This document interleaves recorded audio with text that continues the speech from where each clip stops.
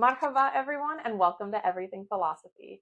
If you don't know who I am, my name is Dr. Sam, and I am passionate about helping you think more clearly and deeply about the topics that matter to you. So make sure you subscribe to my channel and hit that notification bell so that you are never late for class. And as a first exercise, I want to ask you to think about what comes to your mind when you hear the word philosophy. Based on my experience, people usually have one of two ideas about what philosophy is. First, they think of clever dudes saying things like, I think, therefore I am, or the unexamined life is not worth living. Or they think of philosophy, or they think of philosophy simply as an academic subject that you go to university to study, like I did. But those different ideas about philosophy aren't what interests me, because at its core, philosophy is not just a collection of clever quotes, and it is not merely an academic discipline. At its core, philosophy is a method. And what I find so special about it, like the reason I fell in love with it and decided to go to grad school and get my PhD and teach it for a living, is that it is a method that you can apply to literally everything. That's not an exaggeration. It applies to everything. And that method, the philosophical method, comes down to two basic things. The first is clarifying concepts, and the second is analyzing arguments. That is it. That is the entire game. So the way I like to describe it in my class is that first you got to figure out what it is the hell you're talking about. And then the second thing we do is figure out if the thing we're talking about actually makes sense. And one of the things that's really important to note here is that the order matters.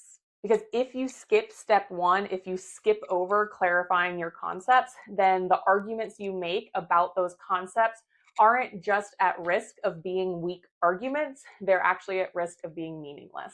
And I actually think a lot of disagreement in real life isn't about differences in beliefs or reasons, but disagreements about definitions.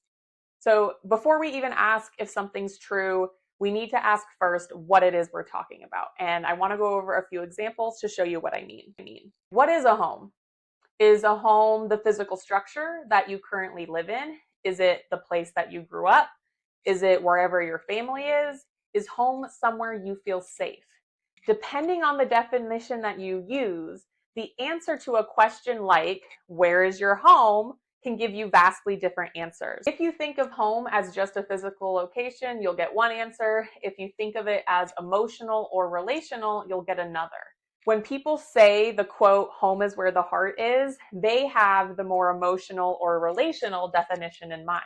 Now, at this point, you're probably thinking I'm being like annoyingly pedantic because nothing really hinges on the definition of what a home is, but this is where it gets more serious. Think about when it comes to discussions of immigration. When people say things like, go back to where you came from, this isn't your home, what exactly do they mean? Is it the country you were born in, the country you have citizenship, the place you built your life, the place where your family lives? If your home just is where you were born, then maybe you don't belong. But if home is where your life, your relationships, your identity, where all of these things are rooted, then that claim starts to look a lot more questionable. To offer up a personal example, my father is a Muslim Syrian immigrant and a United States citizen. And he has lived here in the United States for over 50 years. This is where he met and fell in love with my mom, where he had me and my brother and raised us, where he walks our Labradoodle dog and rides his Harley motorcycle around. So despite being born and raised in Syria, the United States is my father's home. All right, let's look at another example to up the ante a bit. What is freedom?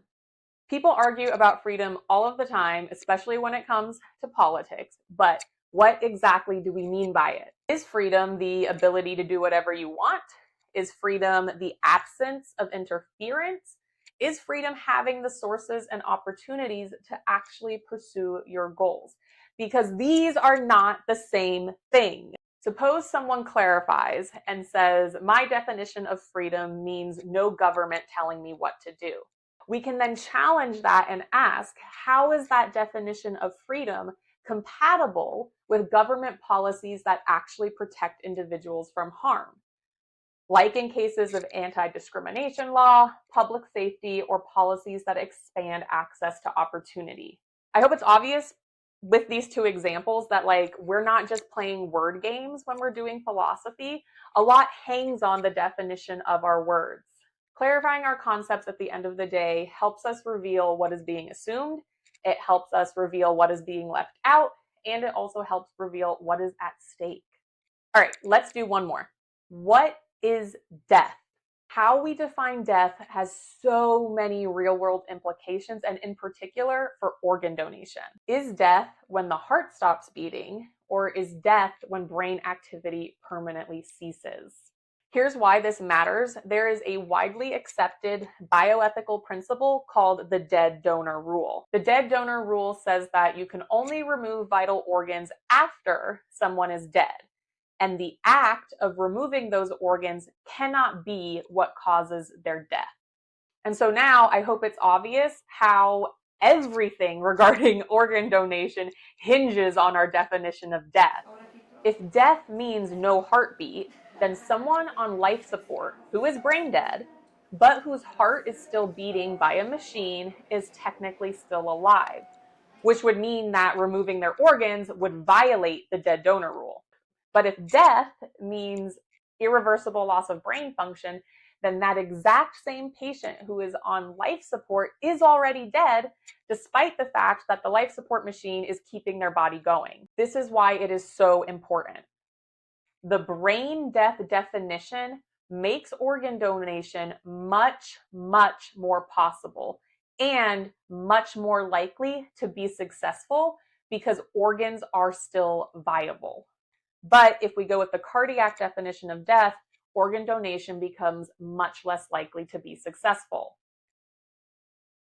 This is because by the time the heart has stopped beating, which can occur minutes to hours after removing someone from life support, many organs will have already begun to deteriorate from the lack of oxygen, making donation often impossible. So this means fewer usable organs and fewer lives that can be saved. So which should we go with? Do we go with the cardiac definition of death, or do we go with the brain death definition? Which do you think hospitals should use? Do you think it should be left up to the patient? This is one of my favorite subjects to bring up in my classes, so let me know in the comments what your thoughts are about these questions. All right, it got a little dark there, but I hope all of these examples help illustrate the point. Words matter, and because words matter, philosophy matters. It matters for you, it matters for me, it matters for all of us. So let's sum up what we've learned today so far. If you want to think philosophically, you need to do two things. First, you need to clarify your concepts. What exactly are we talking about? And then two, you need to analyze the argument. Given that definition, does our reasoning actually hold up? And again, you have to do these two things in order because you can't reason well about something you have not first clearly defined. Also, just to be clear, haha, pun intended, nothing I have said implies that we can only have one definition for a word or concept. Words can and do have multiple meanings. The problem comes in when we don't recognize what definition we're using, or when we switch definitions like mid-argument without noticing. So far in this video, I really only focused on that first step, getting clear on what our concepts are, but the rest of this entire Introduction to Philosophy series, which I think is going to be about 10 episodes, is going to focus on the second step, which is analyzing arguments. We're going to be talking about a big one next week, which is why smart people believe dumb things. That's all for today, you guys. You are free. Thank you so much for joining me on this very first episode of the YouTube channel. And remember, don't just have an opinion, have an argument. Class is dismissed.